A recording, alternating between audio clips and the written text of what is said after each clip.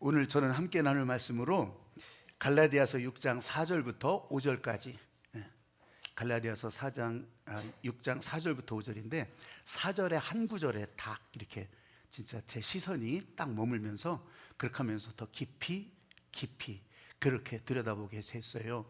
마침 이제 연말이잖아요. 이번 주 지나면 다음 주가 마지막 주일이고, 근데 여기에 맞게 우리에게 주시는 하나님의 마음이라 그런 생각이 들어서 제목을 인생 중간 정산의 다음 페이지 그랬어요. 인생 결산이라고 하면 끝이잖아요. 그런데 앞으로 계속 한 해 한 해 더해가면서 인생을 중간 정산할 때가 있는데, 우리는 아까 찬양한 것처럼 주님 오실 날 기대하고 주님의 세계로 우리는 다음 페이지로 연결되어 가잖아요. 2026년도도 다음 페이지, 또 이제 내년 말이면 또 다음 페이지라고 얘기하겠죠.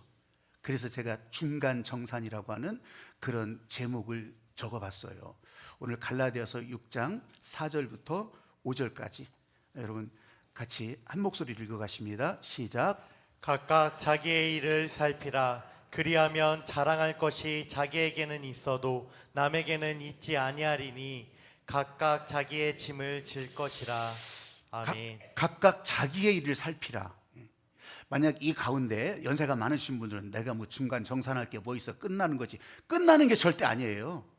여러분, 우리는 하늘나라 가는 그 순간, 거기서도 하나님께서 우리를 향한 하나님의 마음은 계속된다고 하는 걸, 그걸 진짜로 믿기도 하고 우리가 찬양하면서 느껴지기도 하고, 그러면서 꿈속에서는 그 세계도 볼 수 있게 되기를 주님의 이름으로 축복합니다. 아멘. 젊다면 아직 멀었는데 뭐 그 다음에 하면 되지, 이러는 것이 아니라 오늘 지금 여기서 하나님의 은혜는 계속되고 또 그 은혜는 나를 통해서 계속 흘러간다고 하는 것을 여러분들이 안다면 인생 중간정상 다음 페이지, 그 말이 이제 실감나게 될 거예요. 곤도 마리에라고 하는 일본 여자가 있는데, 이 사람은 인생이 빛나는 정리의 마법, 이런 이제 책을 통해서도 사람들에게 알려있지만 정리 기술사예요. 정리. 왜 가끔 무슨 생방송 뭐 이런 데 나오잖아요. 아침마당 이런 데 정리 마술사, 정리하는 사람, 전문가들. 근데 바로 그거를 만들어간 사람이 곤도 마리에예요. 그리고 이 사람은 그렇게 얘기하는 거예요. 이게 어지러져 있으면 정신도 흐트러진다. 그러니까 이걸 정리해야 된다. 정리할 때는 다 밝은 곳으로 수서박혔던 거 다 꺼내놓고 하나하나 밝은 빛에 비춰보면서, 그렇게 하면서 마음이 설레면 두고 설레지 않으면 버리라는 거예요. 버리라는 거예요. 여러분, 대청소할 때도 마찬가지예요. 청소들 그렇게 대청소 하잖아요. 그러면요, 대청소 하는 사람 치고 대청소 하잖아요. 그렇게 하고 나서 짜증나 죽겠네, 진짜 못 살겠네, 이런 사람 아무도 없어요. 대청소 하고서는 다 마음이 좋아. 그렇게 하면서 흐뭇해. 야, 이제 살만한 가치가 있구나, 이런 생각을 가지게 된다고요.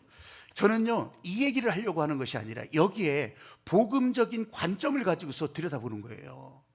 그건 뭐냐면, 여러분, 영적인 일에 대해서 하나도 관심이 없고 그냥 내박쳐두면서, 그러면서 눈에 보이는 이런 것들은 그렇게 정리하고 삐까 번쩍하게 산다면, 여러분, 그건 무슨 의미가 있겠어요? 이게 얼마나 어리석은 일입니까? 우리는 복음적인 관점에서 안 보이지만, 안 보여도 일하시는 하나님을 따라, 지금 내게 들려진 말씀을 따라 이 영적인 관리도 들어가야 된다고 하는 거예요. 중간정산. 얼마나 변화가 됐지? 어디까지 왔지? 앞으로 얼마나 더 가야 되지? 이 방향은 맞나? 이 방향은 제대로 가고 있는 거 맞나? 어떻게 해야 바뀌어지지? 어떻게 해야 달라질 수 있지?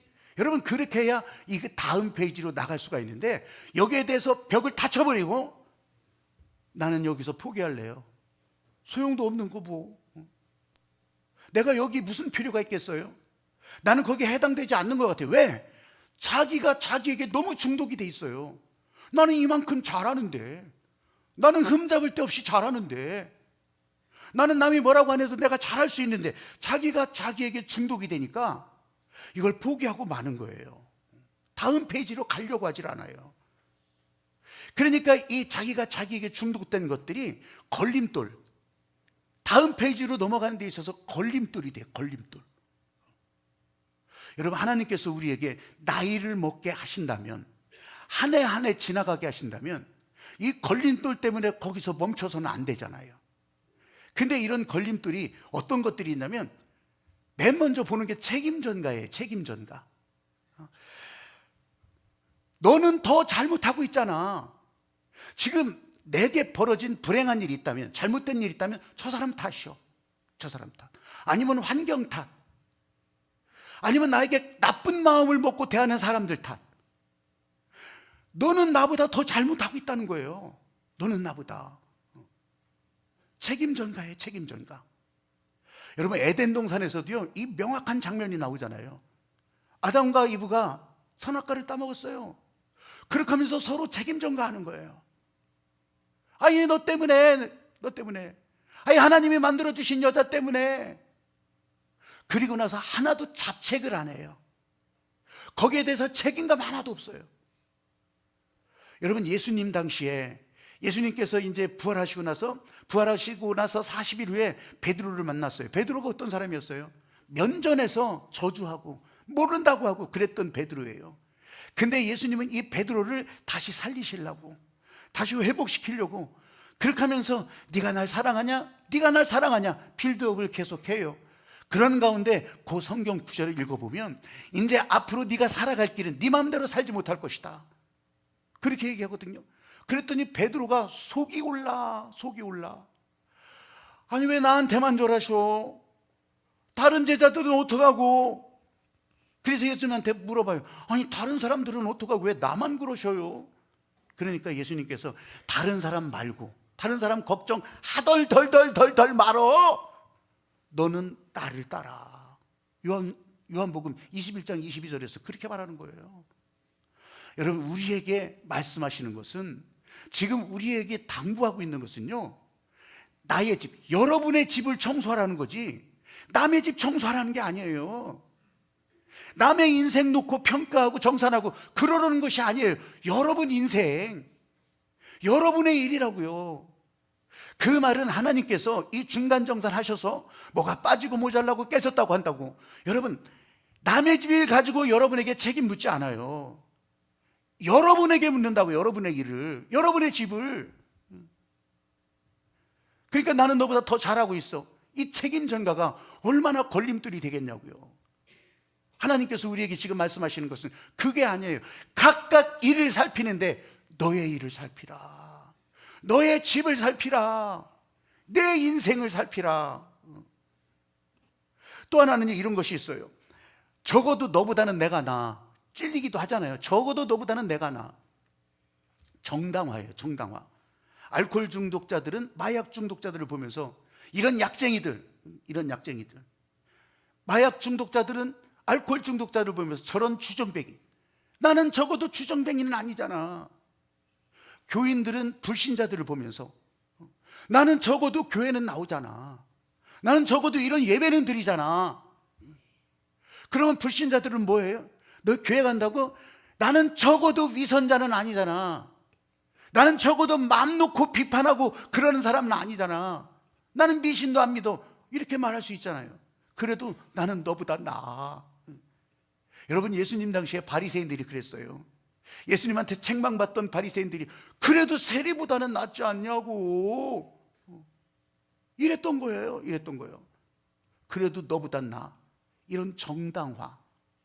사람들의 마음 가운데 자기가 머물러 있다고 하는 것에, 또 자기가 지금 현재 중간 정산의 결과에 대해서 정당화를 시키려고 해요. 이것이 만약 경제적인 것이라고 한다면 여러분, 자꾸 위를 쳐다봐요. 위를 쳐다보니까 나보다 더 나은, 더 높이 있는, 그러니까 계속 거기로 따라가려고 이 탐심을 정당화하는 거예요. 이 욕망의 추구를 정당화하는 거예요. 또 다른 면에서, 영적인 면에서요, 여러분, 영적인 면에서 발전도 없고 게을르고 그냥 정체되어 있다면 자기보다 못한 사람을 보는 거예요. 아니, 저 사람보다는 내가 낫지 않냐고. 이게 그래도 너보다 나아. 이게 걸림돌이 되고 있는 거예요. 이게 다음 페이지로 나가는 걸림돌이 되고 있어요. 여러분, 마지막으로 한 가지 또 걸림돌을 말하자면, 나는 나 자신을 너무 잘 알고 있어. 자기 중독 증상 가운데 하나죠. 자기 중독이요. 나는 나 자신을 내가 잘 알아. 알기는 뭘 알아? 알기는 뭘 하냐고요? 그거는 자기를 모른다는 얘기나 마찬가지예요. 저 그리스 델포이라고 하는 곳에 가면 아테네에서 한참 떨어진 곳이거든요. 그러면 세계의 배꼽이라고 불리는 그때 당시 거기가 델포이예요. 그 델포이에는 큰 신전이 있어요. 아폴론 신전. 그 아폴론 신전 지금은 다 무너지고 그냥 기둥만 서 있고 그래요. 근데 그 아폴론 신전에 바로 그 현관인지 아니면 기둥인지 바닥인지 너 자신을 알라 그게 써 있었대요. 그게 써 있었대. 지금 그 흔적은 없어요. 근데 그렇게 써 있었대. 너 자신을 알라. 소크라테스가 말한 것이 그건 뭐냐면 너 자신을 알라가 소크라테스가 말한 것이 아니고 자기 자신을 모르면서 쓸데없는 것에 관심 가지고서 이래저래 아는 척하고 그러는 것 때문에 소크라테스는 너 자신을 알라. 너 자신도 모르면서 여기저기 언벙던벙 오지랖 넓히고 그게 얼마나 어리석은 일이냐 그걸 말했던 거예요. 여러분, 사람들이요 이 자기 자신을 모르면서 굉장히 아는 것처럼 얘기해요. 미국 코넬 대학교 토마스 길로비치라고 하는 교수가 1977년도에 그 지역 고등학교 학생들을 다 조사를 한 거예요. 이런 조사를 했는데 자기 리더십, 지도력이 평균 이상이다. 이제 설문에 대답을 해야 되는 거예요. 평균 이상이다. 70%가 넘게 나는 평균 이상이다. 그렇게 대답을 하더래요. 나는 평균 이하다. 그렇게 대답한 사람은 2%밖에 없대요. 2%밖에. 또 두 번째 항목으로 나는 다른 사람들과 잘 지낸다. 나는 친화력이 좋다. 평균 이상이다. 그 대답자의 100%가 다 나는 평균 이상이라고 대답하더래요. 여러분, 그 실제로 그래요? 그러지 않아요. 지금 자기 자신을 모르는 거예요. 자기 자신을 모르면서 거기에 빠져버리는 거예요. 자기 중독에 빠져버리니까 어떻게 자기가 아는 것만, 자기가 받아들이고 싶은 것만, 이거를 요즘 많이 듣는 여러분 확증 편향이라고 하는 거예요. 자기가 아는 것만, 자기가 경험한 것만. 아니 어찌 세상이 그렇게 될 수가 있어요? 내가 아는 게 그렇게 많아요? 나는 모른다고 하는 것에서부터, 나는 아는 것이 별로 없다고 생각하는 데서부터 이 바뀔 기회가 시작되는 거예요. 우리 인생 중간 정산의 다음 페이지가 그렇게 열리는 거예요. 그게 아니라면 안 열려. 열어가는 것 같지만 제자리 걸음이에요. 제자리 걸음. 여러분, 삶을 바로잡을 용기, 이 책을 가지고서 제가 이 설교의 토픽을 잡고 그리고 설교의 인사이트를 가지고서 한다고 했잖아요. 내 안에 잘못된 것이 많다, 이거 인정하는 순간부터 바뀔 수 있는 기회, 다음 페이지로 나갈 수 있는 기회는 계속 열리는 거예요. 한번 저를 따라서 해보십시오. 인생 정산 내가 할 수 없고 인생 정산 내가 할 수 없고 하나님께서 하십니다. 하나님께서 하십니다. 여러분, 우리가 많이 하는 말 가운데 하나님께서 무조건 나를 용서하신다, 이런 말을 쉽게 해요. 쉽게 해요. 틀린 말은 아니에요. 용서하셔요. 근데 이 말을 오해하니까, 이 말을 오해해버리니까 자기 중독으로 빠져버리니까 나는 아무것도 안 해도 하나님께서 용서하실 텐데 뭘 중간정산을 하고 따발이고 그러냐고. 나는 그냥 살면 되지 뭐. 하나님께서 어차피 용서하실 텐데. 여러분, 여기서 진짜 중요한 것이요, 영적인 것이든 육적인 것이든 자기를 돌아보는 일에, 각각 자기를 살피고 이런 일이 깊어지면 깊어질수록 하나님께서 은혜 주시는 것은요 더 구체적이 되고요, 하나님께서 치료하시고 길 열어주시고 세워주시고 열어주시고 하는 일들이 그 가운데 계속 나타난다는 거예요. 흐르는 강물처럼이라고 하는 영화가 있었어요. 뭐 보신 분들도 계시고 우리 텔레비전에서 자주 해주기도 했어요. 흐르는 강물처럼. 이게 원래 이제 그 작가의, 원작자의 노먼 맥클린이라고 하는 원작자가 지은 자전적 소설을 영화한 건데, 거기 보면 이런 게 나와요. 이 노먼 맥클린 아버지가 이제 장로교회 목사였어요. 미국의 시골의 몬타나의 장로교회 목사였어요. 그런데 이 아들 두 명에게 낚시도 가르치고 신앙도 가르치고 그렇게 한단 말이에요. 근데 이 아버지가 입버릇처럼 얘기하는 것이 뭐냐면, 하나님의 구원과 낚시로 얻는 좋은 것은 은혜로 얻게 된다. 은혜로 얻게 된다. 그 은혜는 기술이 좋아야 은혜를 얻을 수가 있다. 제가 아까 일부 예배 끝나고서 기도해 줬어요. 우리 이용노 권사님 아들이 이제 로스쿨을 합격해서 이제 갔는데 우리 교회는 안 다니지. 근데 기도 받기를 소망하면서 그렇게 했어요. 저는 그 학생에게 기도해 주면서 그랬어요. 어느 교회 다니냐? 그러니까 다른 교회 다녀요. 그래서 제가 내가 기도해 주는 건 맞다. 하나님의 은혜가 흘러가는 건 맞다. 근데 보니까 내 안에서도 안테나가 솟아야 된다. 안테나가 솟아야 TV 전파를 받아서 우리가 볼 수 있게 되죠. 안테나가 솟아야 전파를 받죠. 제가 그렇게 얘기를 하고 네가 이제 어디를 가든지 그렇게 하면서 하나님의 은혜를 구해야 된다. 여기 옆에 머물고 있다고 하는 것을 알려주기로 그렇게 했어요. 여러분, 은혜는요, 은혜를 얻는 기술을 훈련해야 돼요. 그냥 주시니까 아이 나는 은혜 받으면 되지 이런 게 아니에요. 여기 여러분이 나와서 같이 찬양하고 같이 기도하는 것도요, 이게 은혜가 내 안에 그대로 흘러가고 여기에 머무는 기술이 되는 거예요. 이건 훈련해야 돼요. 그냥 돼요? 절대 안 돼요. 절대 안 돼. 그래서 그 낚시를 가리키면서 아버지가 얘기해 주는 거예요. 좋은 것, 그러니까 낚시하면서 좋은 물건을, 이 고기를 얻어야 되잖아요. 그러려면 훈련해야 된다. 훈련과 노력은 은혜와 자유를 거슬러 가지 않는다. 그래서 그 영화의 장면을 보면 아주 실감나게 나와요. 처음에 이 형제들이 낚시를 배울 때는 플라잉 낚시라고 해서 이렇게 대낚시, 무슨 릴낚시 이런 게 아니고 플라잉 낚시라고 해서 그쪽에서 이제 막 하고 우리나라에서도 하는 것 같긴 한데 낚싯줄이 좀 굵어요. 그렇게 해가지고서 휙 나가가지고서 저기 지금 고기가 흘러가는 게 보인단 말이죠. 그 앞에 딱 떨어뜨리는 거예요. 그러면 고기가 그걸 덥석 물어. 그런데 이걸 훈련하는데 이렇게 하나, 둘, 셋 탁 던지는 거예요. 10시에서 2시 사이로 딱 던져버리는 거예요. 그러면 이제 고기가 물기도 하죠. 근데 형은 그냥 그렇게만 하고서 도시에 가서 공부하고 그러느라고 그냥 그런 줄만 알았어. 아버지는 내내 그 방식이고. 근데 동생은 그게 아니에요. 거기서 이걸 훈련하는데 어떻게 훈련하냐면 아버지가 가르쳐준 대로 안 해. 그냥 이 낚싯줄이 막 던져지는 거 보면 아주 그냥 아주 그냥 이렇게 굽이 막 슉 그렇게 하면서 딱 떨어지고 그래요. 근데 왜 이렇게 하냐면 이걸 그림자 던지기라는 방식이에요. 그림자 던지기. 이게 왜 그런 거 아니에요? 낚싯줄을 확 던지잖아요. 그러면 낚싯줄 끝에는 미끼가 있을 거 아니겠어요? 그게 잠자리든지 매미든지 뭐 있을 거 아니겠어요? 그게 샥 던지잖아요. 그러면 이게 무리를 확 하면서 그림자 가지고, 그러면요 이거를 더 잡아먹을 수 있는 큰 고기가 그것을 덥석 무는 거예요. 실제로 이 삼부자가 가서 낚시를 하는데 이 동생이 이제 둘째 아들이 그걸 한번 보여주는 거예요. 이건 아버지가 가르쳐준 게 아닌데 샥 해서요 그렇게 하면서 막 이따만한 고기를 딱 끌고 올라오는 거예요. 그러면서 아버지하고 형은 그냥 박수를 치고 진짜 그렇게 하는 장면이 나와요. 제가 왜 얘기했냐면 은혜는 기술로 얻어지는데 그 기술은 훈련하지 않으면 안 된다. 훈련하고 노력하고 그렇게 해야 이 은혜와 자유는 거스르지 않는다는 거, 얻을 수 있다고 하는 거.